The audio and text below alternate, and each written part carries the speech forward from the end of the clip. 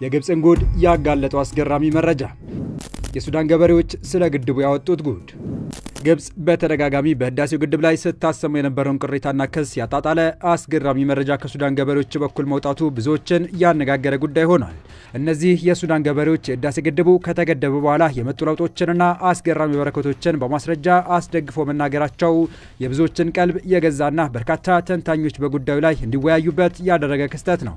ለመሆኑ እነዚህ የሱዳን ገበሬዎች ስለ ግድቡ ምን አይነት አስገራሚ እውነታዎችን አወጡ የሚለውን በዝርዝር እንመለከተዋለን። አብራችሁን ቆዩ።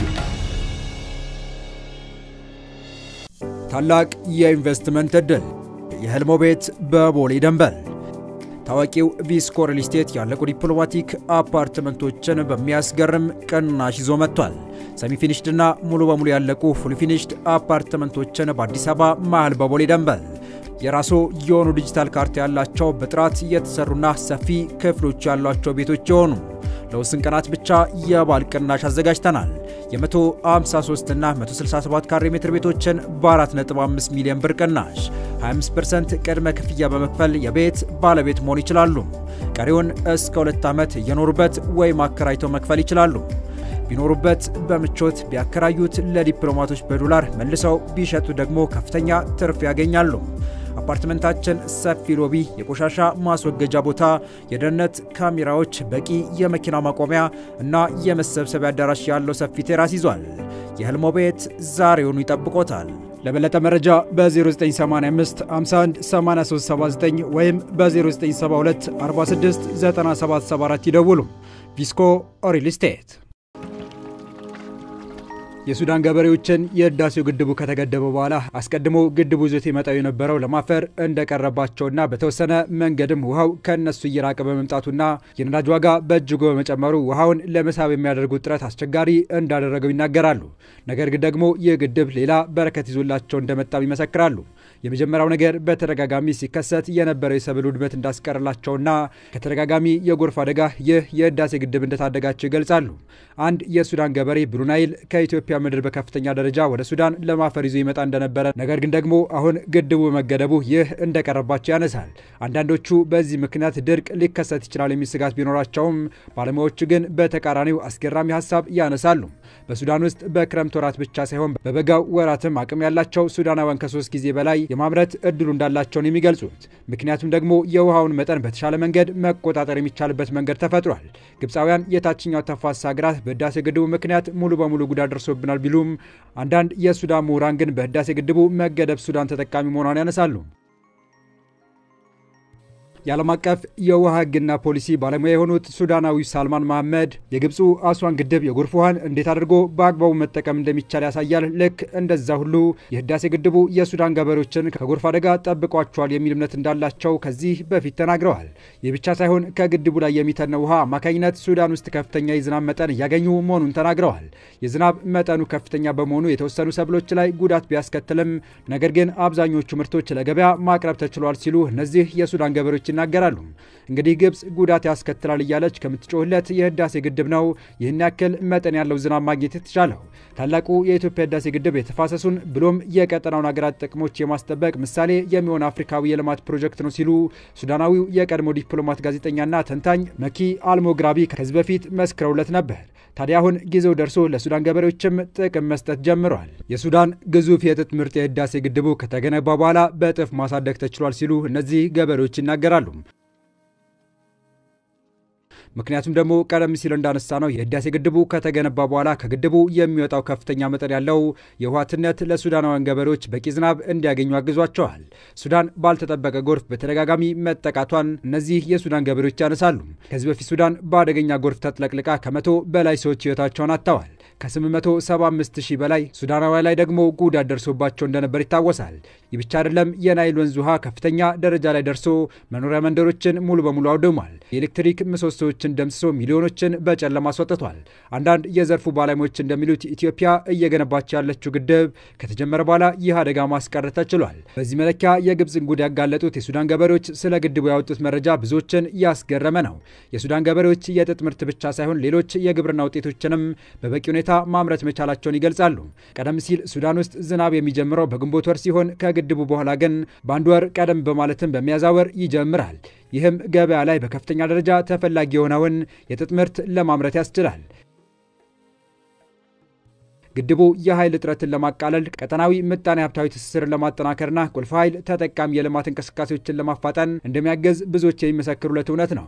የሱዳን ገበሬዎች በተደጋጋሚ ሲከሰት በነበረው የጎርፍ አደጋ በርካታ ንብረቶቻቸውን ማጣታቸውን ይናገራሉ። ግብፅን ስንመለከት ግን ምንም ችግር አልገጠማቸውም። ምክንያቱም የጎርፍን ውሃ ወደ ትልቁ አስዋን ግድብ ስለሚያስገቡት ነው። እኛም እንደዚህ አይነት ግድብ ቢኖረን አንጎዳም ነበር። የኢትዮጵያ ግድብ ያድነን ነበር ይላሉ። ይህ በእንዲህ እንዳለ ሱዳን በናይል ወንዝ ላይ 8 ያህል ማመንጫ ግድቦች እንዳሏት መዘንጋት የለብንም። በሱዳን አልዛሂም አልአዝሃሪ ዩኒቨርሲቲ የዘርፉ ተመራማሪ የሆኑት ፕሮፌሰር አብቲሃል ጋማል አልዲን ዘ ሬኔሳንስ ዳም ኤ ሰስቴኔብል ኮንፍሊክት ኦር ሰስቴኔብል ዲቨሎፕመንት በሚል ርዕስ ጥናት በማድረግ ውጤቱን ይፋ አድርገዋል። በዚህ ጥናት ውጤት መሰረት 74 በመቶ የሚሆኑት ሱዳናውያን ኢትዮጵያ እየገነባቸው ያለው የታላቁ ህዳሴ ግድብ ለሱዳን ዘርፈ ብዙ ጥቅሞችን ይዞ እንደሚመጣ እናምናለን የሚል ምላሽ መስጠታቸው ተመላክቷል። የጥናቱ ዋና ጥያቄ የነበረው የህዳሴ ግድቡ መገንባት ለሱዳን የሚሰጠው ጥቅምና ሊያስከትል የሚችለውን ጉዳት ምንድነው የሚል እንደነበረ ፕሮፌሰሩ አስታውቀዋል።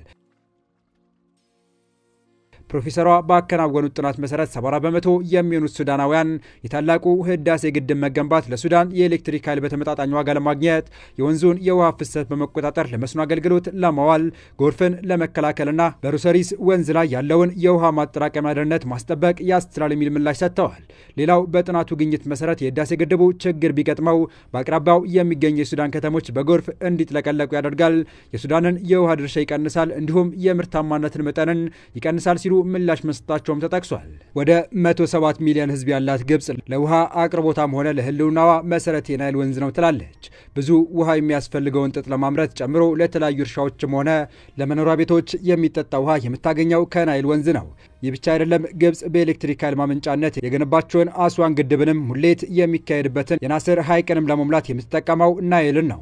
48 ሚሊዮን ህዝብ ያላት ሱዳንም በናይል ወንዝ ላይ ጥገኛ ናት። ከህዳሴ ግድብ ግንባታ ጋር ተያይዞ ግብፅና ሱዳን እያነሱት ያሉት ስጋት አገራቱ የሚያገኙትን የውሃ መጠን አቅርቦት ኢትዮጵያ እንድትቆጣጠር ያስችላል የሚል ነው።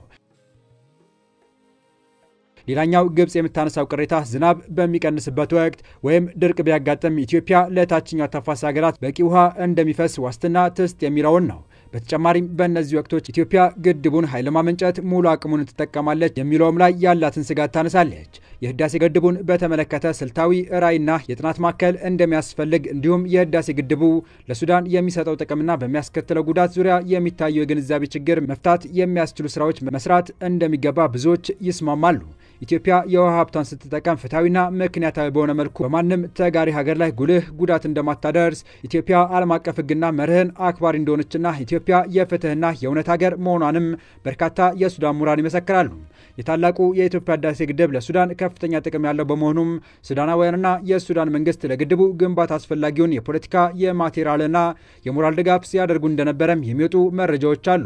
የሱዳን ኃይል ማመንጫ ግድቦች ዓመቱን በሙሉ አቅማቸው ኃይል ለማመንጨት እንደሚረዳ፣ የአባይ ወንዝ ተመጣጣኝ ፍሰት ስለሚኖረው በዓመት 3 ጊዜ ለማምረትና ምርታማነትን እንደሚጨምር፣ ወንዙ በበጋ ወቅት ከነበረው ከ2 እስከ 4 ሜትር ከፍ እንደሚልና ዓመቱን ሙሉ የተመጣጠነ ፍሰት ስለሚኖረው ለመጓጓዣነት የተሻለ ምቹ ሁኔታ እንደሚፈጥር፣ በወንዙ የውሃው ከፍታ ስለሚጨምር ለውሃ መሳቢያ ሞተሮች ወጪን እንደሚቀንስ፣ ወደ ሱዳን ግድቦች ይገባ የነበረው 90% ደለል በመቀነሱ ሱዳን ለደለል ማስወገጃ በየዓመቱ የምታወጣውን 50 ሚሊዮን ዩሮ እንደምታድን፣ ሱዳን በአነስተኛ ዋጋ የኤሌክትሪክ ኃይል ከታላቁ የህዳሴ ግድብ ማግኘት እንደምትችል አስቀድሞ የኢትዮጵያ ምሁራን ሲናገሩ ነበር።